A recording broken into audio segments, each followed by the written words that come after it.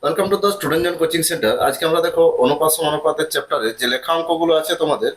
এখানে দেখো বয়স সংক্রান্ত অঙ্ক আছে, তার সাথে তোমার আছে মুদ্রা সংক্রান্ত অঙ্কগুলো আছে, আয় ব্যয় হিসাবের অঙ্ক আছে, তার সাথে দেখো বয়স সংক্রান্ত অঙ্কগুলো আছে। এখানে দেখো প্রত্যেকটা টাইপের কোশ্চেন আমি এখানে তুলে ধরেছি তোমাদের জন্য। টোটাল 25টা প্রশ্ন আছে। এই প্রশ্নগুলোই তোমরা পরীক্ষায় এই টাইপের কোশ্চেন কমন পেয়ে যাবে। আর এগুলো হচ্ছে তোমাদের 2026 সালের কমন কোশ্চেন। তাহলে এক এক করে অঙ্কগুলো দেখা যাক। চলো তোমরাও শুরু করো নিজেরা খাতা পেন নিয়ে। একটি স্কুলে মোট 560 জন ছাত্রছাত্রী আছে। ছেলে ও মেয়েদের অনুপাত 13:15। যদি 40 জন ছেলে স্কুলে ভর্তি হয় তাহলে ছেলে ও মেয়েদের অনুপাত কত হলো? তাহলে দেখো এটা খুব সহজে তোমরা করতে পারবে। তাহলে এখানে দেখো ছেলে আর মেয়েদের অনুপাত কত আছে। ছেলে ছেলে ইজ টু মেয়ে। আরো 40 জন ছেলে অ্যাড হচ্ছে, তাহলে এখানে দেখো 13:15। তাহলে আনুপাতিক সমষ্টি কত? আনুপাতিক সমষ্টি এসছে 28। তাহলে 28 একক মানিয়ে আসছে 560 জন। তাহলে এক একক সমান কত আসছে? 28×2 = 56, 20 জন। তারপরে দেখো এখানে, তাহলে এক একক দিয়ে আমরা 13 আর 15কে গুণ করছি। 13×2 = 26, 260 জন ছেলে। আর 15×2 = 30, 300 জন আসছে মেয়ে। আরো যদি 40 জন ছেলে ভর্তি হয় তাহলে দেখো আমার এখানে টোটাল আসছে ছেলের সংখ্যা আসছে 300 জন, আর মেয়ের সংখ্যাও আসছে। মেয়ের সংখ্যা তো 300 ছিল। তাহলে এদের নতুন অনুপাত কত আসছে? 1:1। চলো তারপরে কোশ্চেন কি আছে। কোশ্চেন নাম্বার 2, তিনটি সংখ্যার সমষ্টি 840। যদি দ্বিতীয় ও প্রথম সংখ্যার অনুপাত 13:3, 3:13, আর তৃতীয় ও দ্বিতীয় সংখ্যার অনুপাত 8:12 হয়, তাহলে দ্বিতীয় সংখ্যাটি কত? তাহলে এখানে দেখো আমরা প্রথম, দ্বিতীয়, তৃতীয় এভাবে একটু সাজিয়ে লিখে নেবো। তাহলে প্রথম সংখ্যা দ্বিতীয় সংখ্যা তৃতীয় সংখ্যা। তাহলে এখানে দেখো দ্বিতীয় প্রথম আছে, তাহলে প্রথম প্রথম দ্বিতীয় কত? 13 আর 3। 13:3। তা 3 দিয়ে গ্যাপ পূরণ করো। তারপর দ্বিতীয় আর তৃতীয় আছে 12 আর 8 আর 12। তাহলে দ্বিতীয় এসছে 12, 8টা আসছে তৃতীয়। তাহলে 12, 8, 12 দিয়ে গ্যাপ পূরণ করো। এরপর দেখো ক্যালকুলেশন করো, কাটাকাটি করো। 3 3, 3 4 12, আবার 2 দিয়ে 4, বা 4 1 4, 4 3 12, 4 2 8। তাহলে আমার এখানে পড়ে রয়েছে কত? 13:3:2। টোটাল 840 জন ছাত্রছাত্রী এখানে। টোটাল 840 এসছে তিনটা সংখ্যার সমষ্টি। তাহলে আনুপাতিক সমষ্টি কত? 13 আর 3 এসছে 16, 17, 18। তাহলে দেখো 18 একক মানেই আসছে কত? 840। এবার দেখো আমাদের এখানে চেয়েছে দ্বিতীয় সংখ্যাটি। তাহলে দ্বিতীয় সংখ্যাটি 3 একক। তাহলে এখানে 3 রেখে দিই। 6 3 18, আর 6 দিয়ে কাটো, 14 6 84। 3 একক সমানই আসছে 140। তাহলে এখানে দেখো এক একক বের করার দরকার নেই, শুধু ডাইরেক্ট 3 একক বার করে কাটাকাটি করে, নাহলে 140/3 আসবে। পরের কোশ্চেন নাম্বার 3। দেখো খুব সুন্দর সুন্দর কোশ্চেন গুলো এখানে দেওয়া আছে। তোমরা ভিডিওটা শেষ পর্যন্ত অবশ্যই দেখো। দেখো নতুন নতুন কোশ্চেন তোমরা শিখতে পারবে। কোশ্চেন নাম্বার 3 আছে 12,200 টাকা লভ্যাংশ পি কিউ আর এর মধ্যে এমন ভাবে ভাগ করে দেওয়া হলো যেখানে P/Q 15:4 এবং Q/8 সমান 3:1 হলে আর এর লভ্যাংশ কত? তাহলে এখান থেকে দেখো আমরা পি কিউ আর এর রেশিও আমরা বের করে নিচ্ছি। তাহলে 15:4, 4 দিয়ে গ্যাপ পূরণ করো। 3:1, 3 দিয়ে গ্যাপ পূরণ করো। এরপরে দেখো গুণ করে দাও। পি কিউ আর এর মধ্যে কোনো কমন সংখ্যা নাই। তাহলে 15 3 45, 4 3 12, আর 4 1 4। আনুপাতিক সমষ্টি কত? 15 12 আর 4 যোগ করো, 61। তাহলে 61 একক মানেই আসছে এখানে কত আসছে? 12,200। তাহলে 12,200। তাহলে এক একক সমান কত?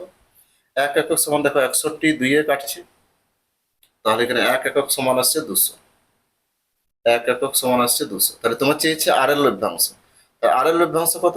আর এর লভ্যাংশ 4 একক। তাহলে 4 একক সমানই আসছে 800। অ্যান্সার হয়ে গেল। পরের কোশ্চেন নাম্বার 4। সীমা ও দর্শনের আয়ের অনুপাত দেওয়া আছে 2:3। তাদের যথাক্রমে 15,000 আর 9,000 টাকা করে সঞ্চয় হয়েছে। তাহলে তাদের 9,000 আর 15,000 যদি আলাদা আলাদা সঞ্চয় হয়, আমরা কিভাবে অঙ্কটা খুব সহজে করব। তাদের ব্যয়ের অনুপাত দেওয়া আছে এত, তাহলে এখানে তাদের মোট ব্যয় কত। ঠিক আছে, অঙ্কটা একটু ক্যালকুলেটিভ হবে, তোমরা অঙ্কটা শেষ পর্যন্ত দেখো, তারপর আমি এটা শর্ট প্রসেস বলে দেবো। তাহলে এখানে দেখো সীমা আর দর্শন, তাহলে এস ফর সীমা, সীমার এখানে ধরে নিচ্ছে আয়টা 2x, আর দর্শনের ধরে নিচ্ছে এখানে 3x। তাহলে মোট আয় কত আসছে, 3x আর 2x আসছে 5x। আর তাদের সঞ্চয় কত আছে, মোট সঞ্চয়, মোট সঞ্চয় আছে 15,000 প্লাস 9,000। তাহলে 15,000 প্লাস 9,000, 9 5 14, 24,000 টাকা টোটাল আসছে তাদের সঞ্চয়। তাহলে আমার টোটাল টোটাল ব্যয় কত, 5x হচ্ছে টোটাল আয়, তাহলে 24,000 এখানে বিয়োগ করবো। তাহলে আমাদের টার্গেট থাকছে 5x মাইনাস 24,000, এটাই হচ্ছে আমার উত্তর। তাহলে এখানে দেখো যেহেতু তাদের আয় 2x আর ব্যয় আয় 2x আর 3x ধরে নিয়েছি, তাহলে দেখো আয় থেকে যদি আমরা সঞ্চয়টা বিয়োগ করে দিই, তাদের সঞ্চয় 15,000 ডিভাইড বাই 3x মাইনাস 9,000 সমানই তাদের রেশিও কত আছে, 12:19। এবারে 19 দুগুণে 38, 12 দুগুণে 36, তাহলে আমার এখানে 38-এর গুণটাই বড় আসছে। কোনাকুনি গুণ করো, 38x মাইনাস 19 ইন্টু 15,000 গুণ করো, 285 ট্রিপল 0, 12 3 36x মাইনাস 12 9 108, তিনটে 38 থেকে 36 বিয়োগ করলে কত, 2x। আবার এখানে দেখো 285 ট্রিপল 0 মাইনাস 108 ট্রিপল 0, তাহলে 2x সমান কত আসছে, 2x সমান আসছে 177 ট্রিপল 0। তাহলে x সমান কত আসছে, x সমান আসছে 885। তাহলে 8 দুগুণে 16, 8 দুগুণে 16, আর 2 5 10। তাহলে এখানে 5x সমান কত আসছে, 5 দিয়ে গুণ করো, তাহলে টোটাল আয়টা আমরা এখান থেকে বার করতে পারবো। 0 0, 5 5 25, 8 5 40, আবার 8 5 40, তাহলে এখানে আসছে তোমার 44। অতএব 5x মাইনাস 24,000, তাহলে এখানে বিয়োগ করে দাও, 442500 মাইনাস 2400, তাহলে এখানে বিয়োগ করে দেখো আসছে 418500, অ্যান্সার হয়ে গেল। ঠিক আছে, একমাত্র আয় ব্যয় সংক্রান্ত অঙ্কের এই অঙ্কটাই তোমাকে এইভাবে একটু ডিটেলসে করতে হবে। আর যদি তোমরা ক্রস করে কোনাকুনি করো গুণ, তাহলেও তোমরা এখান থেকে পেয়ে যাবে। ঠিক আছে, চলো পরে কোশ্চেন নাম্বার 5। অজয় ও অমিতের আয়ের অনুপাত 5:7 ও তাদের ব্যয়ের অনুপাত 2:4। এই অঙ্কগুলো যেহেতু খুবই সহজ এই অঙ্কগুলো, তাদের প্রত্যেকে যদি সেম সঞ্চয় হয় বা প্রত্যেকে যদি সেম যদি ব্যয় হয়, তখন আমরা অনুপাতের রেশিও পদ্ধতি খুব সহজে করে নিতে পারবো। তাহলে একদিকটা লেখো অজয়, আর আসছে অমিত। তাহলে অজয়ের আসছে কত, আয়টা 5:7 তাদের অনুপাতটা, আর তাদের আসছে ব্যয়টা 2:4। তাহলে তোমার 5 থেকে 7 2, আর 2 থেকে 4 2, অতএব নিজেদের অনুপাতে সমান পার্থক্য আছে, অতএব 5 থেকে 7 3 একক, আবার 7 থেকে 4 3 একক। তাহলে এই 3 একক মানেই আসছে প্রত্যেকের 72,000 টাকা করে সঞ্চয়, সঞ্চয় সমান এককের পার্থক্য। তাহলে 1 একক সমান কত, 24 3 72। ঠিক আছে, এরপর দেখো অজয়ের মাসিক আয় কত, তাহলে অজয়ের মাসিক আয় 5 একক। তাহলে এমনিতেই দেখো 5 দুগুণে 10, 5 দুগুণে 10 আর 12 থাকছে, তাহলে এখানে আসছে 1,20,000 টাকা, অ্যান্সার হয়ে গেল। পরের কোশ্চেনটা খুব সুন্দর। যদি তিনটি সংখ্যার অনুপাত 5 6 8 হয়, তাদের যোগফল এত হয়, তাহলে বৃহত্তম সংখ্যাটি কত। তাহলে এখানে দেখো 5 6 8, তাহলে 6 5 11, 11 আর 8 আসছে কত, 20। তাহলে 6 5 11 হচ্ছে 19, তাহলে 19 একক মানেই এসছে কত, 19 একক মানেই এসছে 3800 টাকা, 3800 টাকা। তাহলে 1 একক সমান কত, 200। তাহলে এখানে 8 একক সমান কত, 1600। এটা তোমরা মুখোমুখি করতে পারবে। চলো পরের কোশ্চেন নাম্বার 7। সমু আর রামুর বর্তমান বয়সের অনুপাত 5:4। তাহলে একদিকে লেখো সমু আর রামু। সমু আর রামুর বয়সের অনুপাত আছে 5:4। তাদের বয়সের সমষ্টি 27 বছর। তাহলে 9 একক মানেই হচ্ছে 27 বছর। 1 একক মানে আসছে 3, তাহলে 5 3 15 আর 4 3 12। 8 বছর পরে তাদের বয়সের অনুপাত কত হবে? তাহলে 8 করে যোগ করে দাও। 8 5 13, 23, আবার 8 আর আসছে 20। তাহলে এখানে আসছে 23:20, অ্যান্সার হয়ে যাবে। দেখো চলো তারপরের কোশ্চেনটা দেখি। 4 বছর পূর্বে পিতা ও পুত্রের বয়সের অনুপাত ছিল 7:2। তাহলে এটা ছিল 4 বছর পূর্বে। 4 বছর পূর্বে পিতা আর পুত্র, ফাদার আর সন, 7:2। আর 10 বছর পর, তার মানে টোটাল 14 বছর, 7:3। তাহলে 7 থেকে এখানে দেখো 2 5 গেল, আর 3 থেকে 7 থেকে 7 আর 3 4 গেল। তাহলে একে আমরা গুণ করব 4 দিয়ে, একে আমরা গুণ করবো 5 দিয়ে, মানে অনুপাতের পার্থক্যগুলো উল্টো উল্টো গুণ করবো। তাহলে এখন কত আসছে? অনুপাতটা দেখো চেঞ্জ হয়ে যাবে। 7 4 28, আর 4 2 8, 7 5 35, 5 3 15। তাহলে 28 থেকে 35 আসছে 7 একক, এটাও 7 একক। তাহলে 7 একক মানেই আসছে 14 বছর। 7 একক মানেই আসছে 14 বছর। 1 একক সমান কত? 1 একক সমান আসছে 2 বছর। তাহলে এখানে দেখো তাদের বয়সের পার্থক্য, তাহলে তাদের বয়সের পার্থক্য 4 বছর পূর্বেও যা ছিল, 10 বছর পরেই তা একই হবে। তাহলে 28 আর 7 যদি বিয়োগ করি তাহলে এসে কত? 20 একক। তাহলে 20 একক সমান এখান থেকে আমরা বের করতে পারবো 40 বছর। তাদের বয়সের পার্থক্য কত? 40 বছর। যদি পার্টিকুলার বয়স বের করতে বলতো বর্তমানে, তাহলে এখানে 28 দুগুণে 56, আর 8 দুগুণে 16, এটা 4 বছর পূর্বে।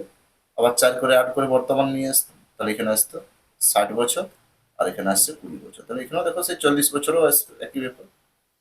পরের কোশ্চেন, কোশ্চেন নাম্বার 9। কৃষ্ণের কাছে 1/4, 1/2, 1/3 অনুপাতে 1 টাকা 50 পয়সা 25 পয়সা কয়েকটি মুদ্রা আছে। তাহলে এখানে দেখো মুদ্রার সংখ্যার অনুপাতটা দেওয়া আছে।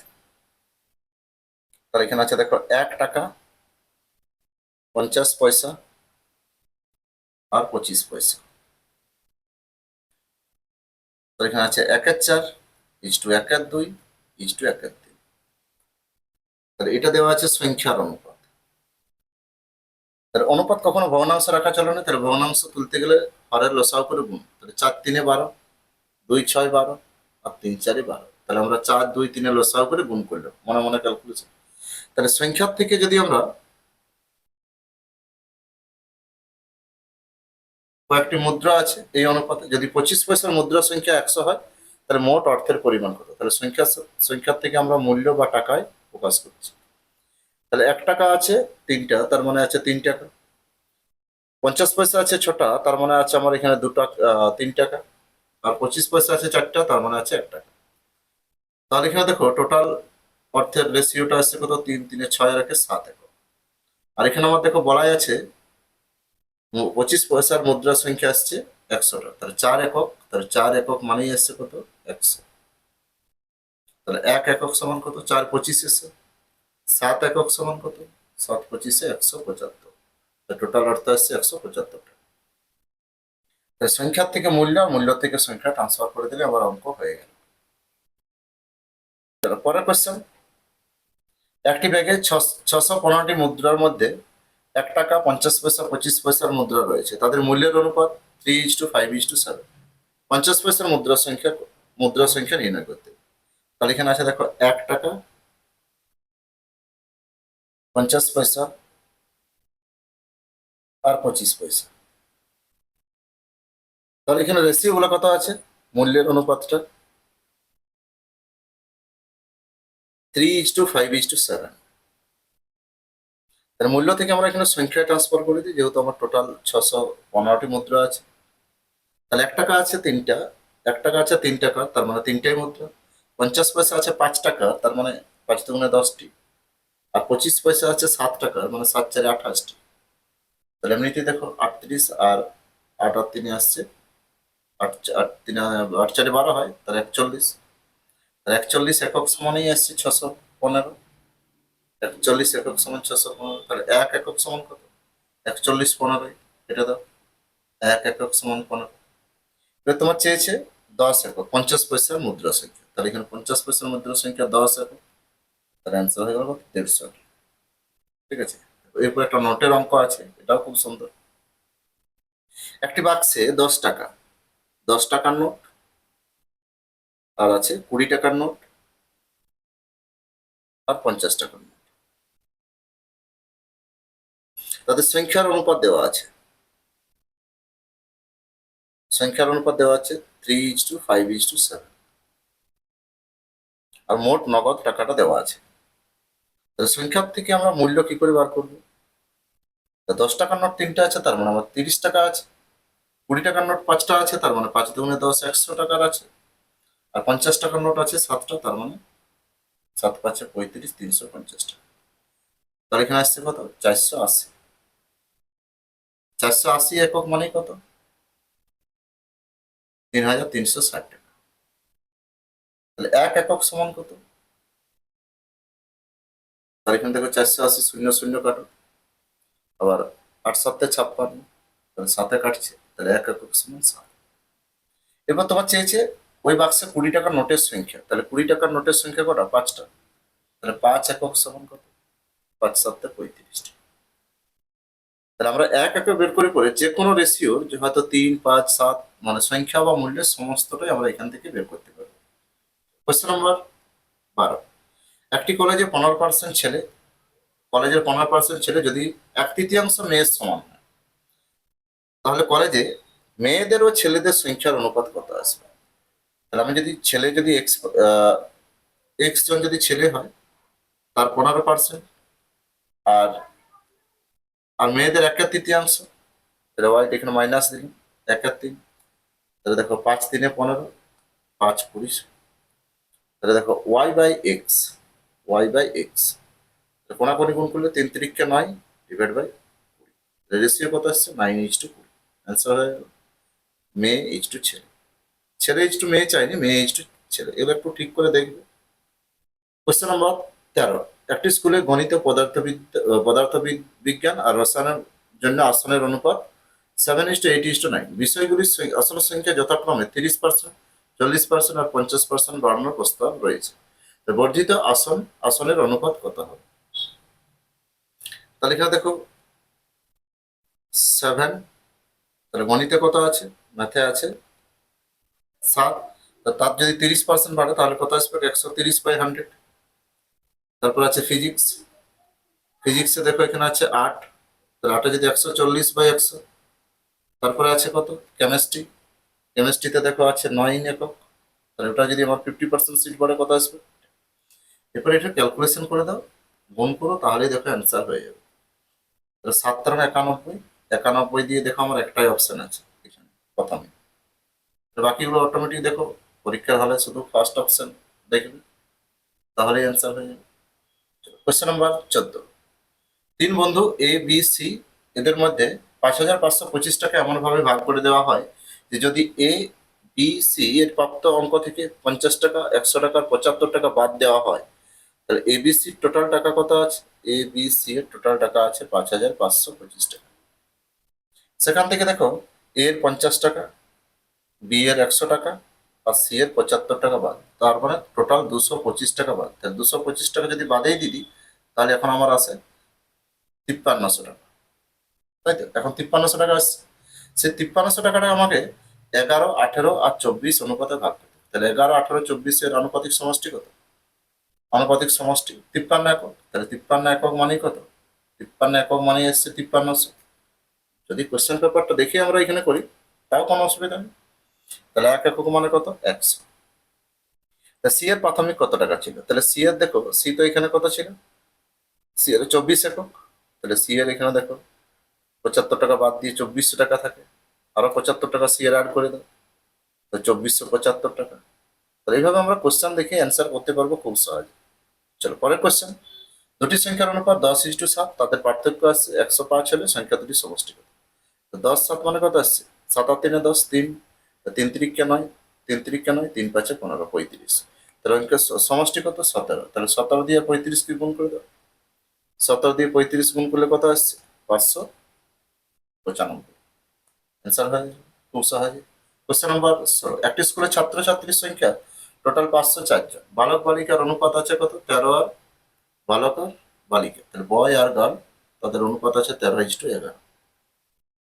আরো 12 জন বালিকা নতুন ভর্তি হচ্ছে, তাহলে 12 জন বালিকা নতুন ভর্তি হচ্ছে, তাহলে এখানে থেকে আনুপাতিক সমষ্টি 13 আর 11 যোগ করে দাও, 13 11 যোগ করলে এসছে কত 24, 24 একক মানে এসছে কত 504, তাহলে 1 একক সমান কত 21, 24 2 48, 24 একে 24।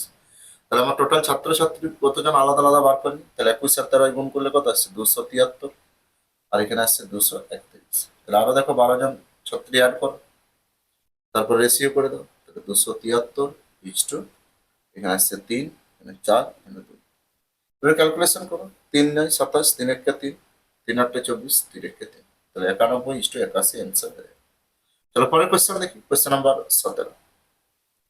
একটি ঘড়ি মিনিটের কাঁটা সেকেন্ডের কাঁটার গতিবেগের অনুপাত কত? তাহলে দেখো আমরা গতিবেগ বলতে কি জানি, কোনো চলমান বস্তু একক সময়ে মানে 1 ঘন্টায় 1 মিনিট 1 সেকেন্ডে যে পথ অতিক্রম করে সেটাই তার হচ্ছে গতিবেগ, তাই তো? তাহলে কোনো চলমান বস্তু একক সময়ে যে পথ অতিক্রম করে মানে 1 ঘন্টায় 1 মিনিট 1 সেকেন্ডে সেটাই তার হচ্ছে গতিবেগ। তাহলে এখানে দেখো ঘন্টার কাঁটা, মিনিটের কাঁটা আর সেকেন্ডের কাঁটা।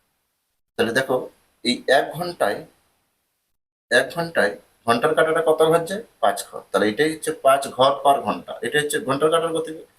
মিনিটের কাঁটাটা যায় 60 ঘর, তাহলে এটাই তার গতিবেগ।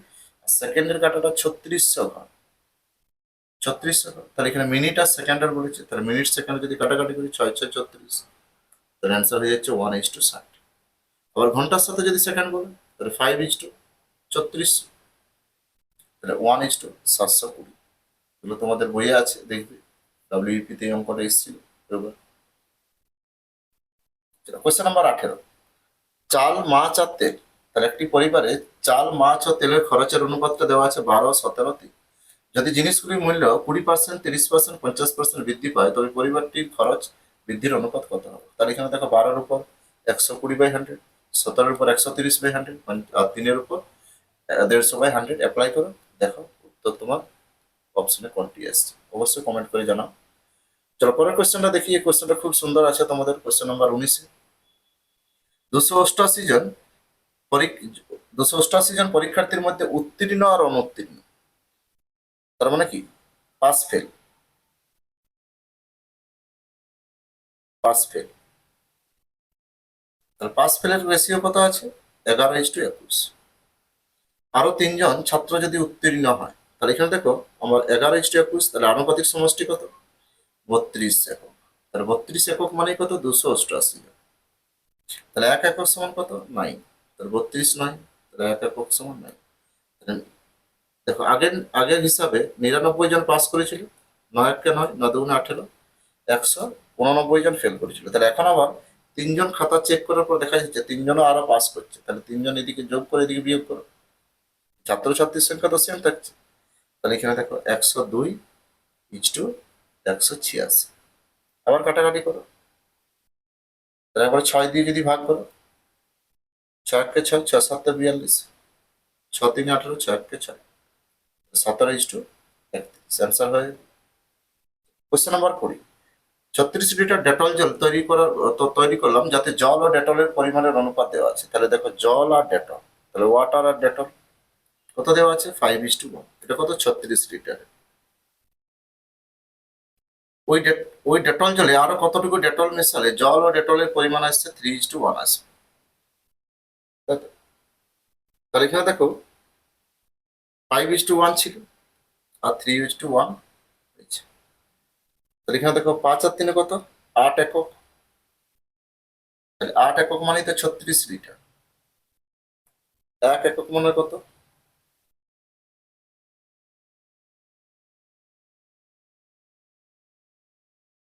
এভাবে করলে অঙ্কটা তোমার ভুল হয়ে যাবে, কেননা আমার এখানে যেহেতু ওই ডেটল জল আর কতটুকু ডেটল মেশাবো, তাহলে ডেটলটা মেশাচ্ছি জলটাকে 0 করতে হবে।